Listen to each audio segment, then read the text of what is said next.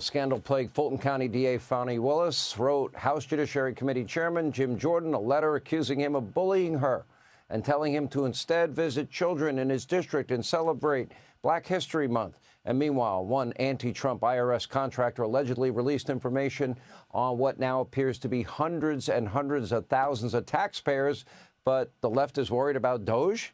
Anyway, according to the House Judiciary Committee Republicans, new disclosures show that Charles Littlejohn leaked information on more than 405,000 taxpayers, including President Trump.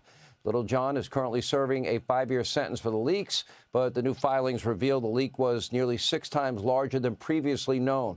Here with more, House Judiciary Committee Chairman Jim Jordan. All right, I like the answer the president gave on targeting. Let's talk about targeting. And you were involved, you were on this program a lot when they lied and peddled the conspiracy theory about the Russia hoax. You were on about Pfizer abuse quite a bit on this program. You were on when they targeted Donald Trump with jacked up charges in New York and a false valuation of Mar-a-Lago and a double standard when it came to top secret classified information. Let's talk about targeting. Are we going to get to the bottom of these issues and who is corrupt? Yeah, that's why we sent 7 subpoenas to the FBI yesterday to get the answers to the questions the American people have. But you're exactly right, Sean.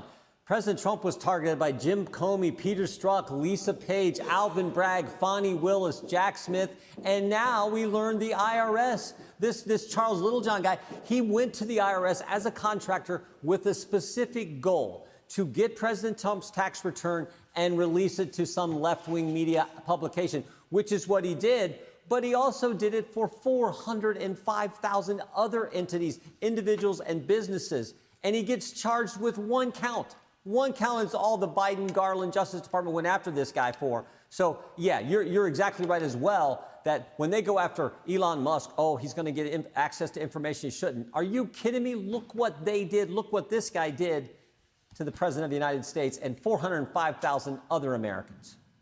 Didn't we learn that little old Sean Hannity, just a little talk show host that I am, that my personal information was gone through? Didn't they suppress my social media accounts? Didn't thousands of my personal text messages get released? Do I not have privacy as a member of the press? Nobody seemed to care when that happened to me. I don't recall anybody in the state-run legacy media mob defending me, not that I would expect it. No, they didn't defend you, but it happened to you because you make a difference, because you have an impact. That's why it's always, I always tell folks, if the left isn't coming after you, you're probably not doing anything worthwhile, and you're doing things worthwhile. That's why they came after you. I remember when we got shadow banned back in 2018 during the whole Trump-Russia collusion thing. There were 4 members of Congress who just happened to be digging into what the Comey FBI had done to President Trump, and we get shadow banned. Thank goodness we've changed what Michael Schellenberger, who wrote some of the Twitter files, called the censorship industrial complex.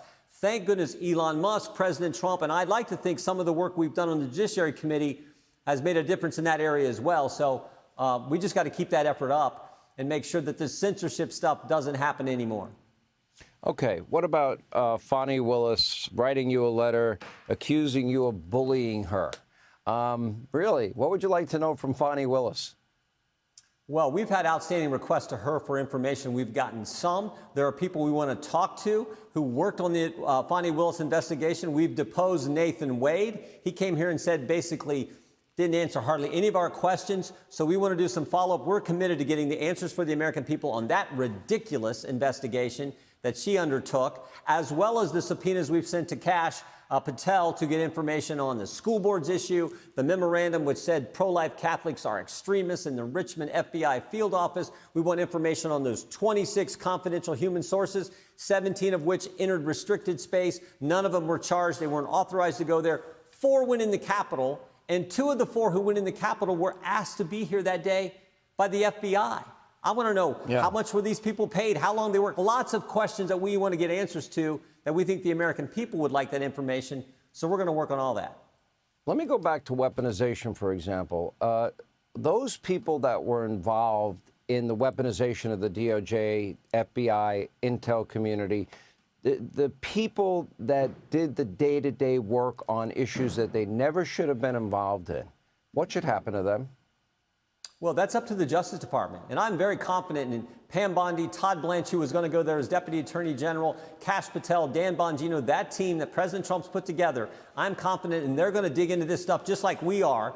And if they think someone needs to be prosecuted, someone needs to be looked at, that's the Justice Department's decision. But I trust these individuals. They're the kind of folks we want in these positions who are going to focus on protecting the American people, not going after the American people.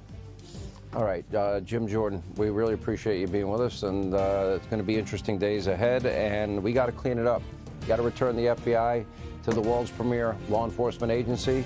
You can't have a weaponized Department of Justice. Those people that have been involved, they've got to be removed, and you got to have people of integrity put in their place. All right, when we come back, Congressman Byron Donalds will join us. Apparently has an announcement. You don't want to miss it. Straight ahead.